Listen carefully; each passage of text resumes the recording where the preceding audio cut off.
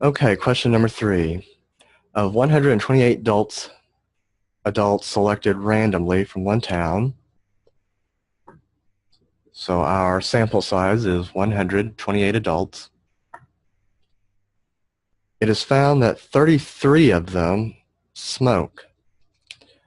All right, so we'll designate that as X.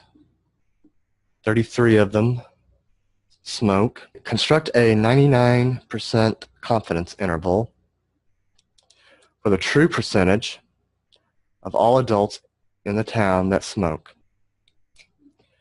So our confidence level is 99%, and we want to find the confidence interval that goes with that.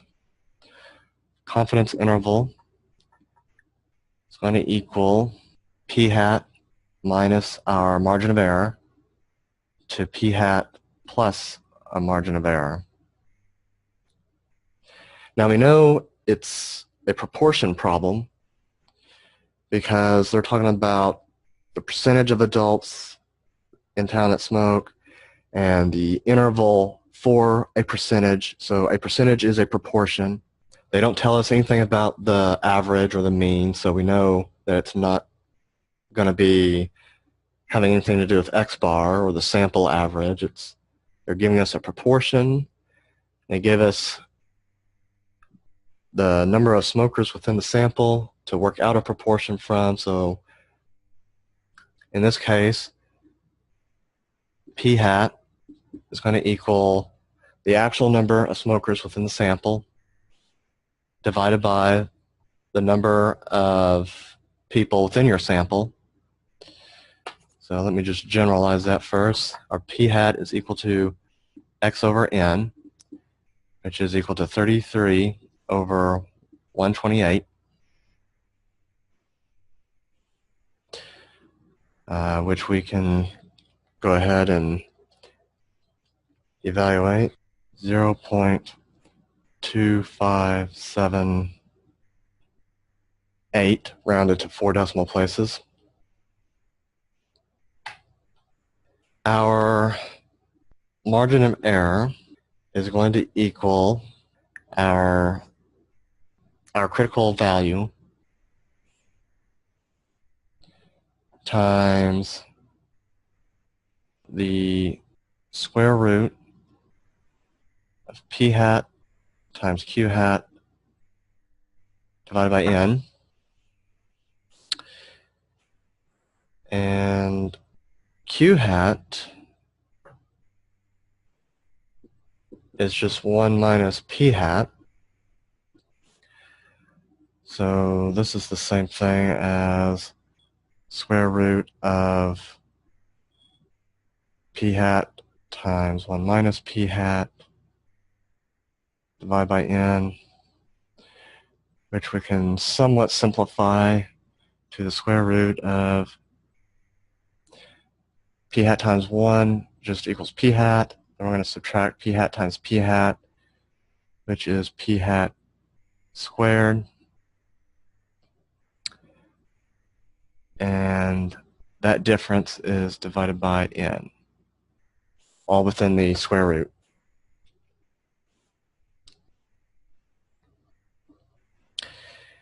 Now we need to know z sub a over 2, the critical value, and that's going to equal the negative INV norm of a over 2. A equals 1 minus our confidence level. Our confidence level is 0.99, so A equals 0.01. A over 2 is half of that, so 0.005. So our z of a over 2 is going to equal this negative INV norm of 0.005. And we did that in an earlier problem, but don't remember it, so I have to do it again. And of course, without that negative, you get a negative number, but we don't want the negative number, so that's why we're taking the negative of this. That gives us 2.5 0.76. Whoops, I forgot to include this over here when I was multiplying.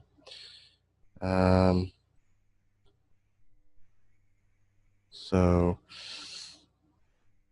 I don't know if I can squeeze that in there as a z of a over 2 times that equals z of a over 2 times that.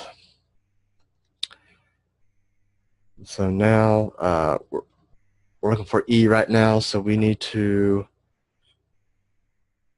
take our critical value, plug it in there, take our p hat, plug it in there, and take n, plug it in there. So that equals 2.576 times the square root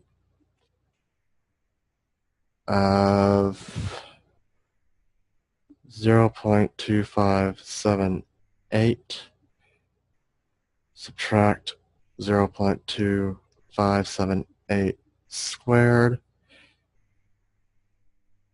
Put that difference in its own set of parentheses and divide by n, which is 128.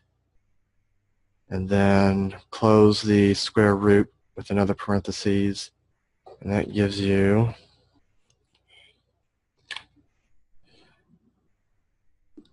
0.0996.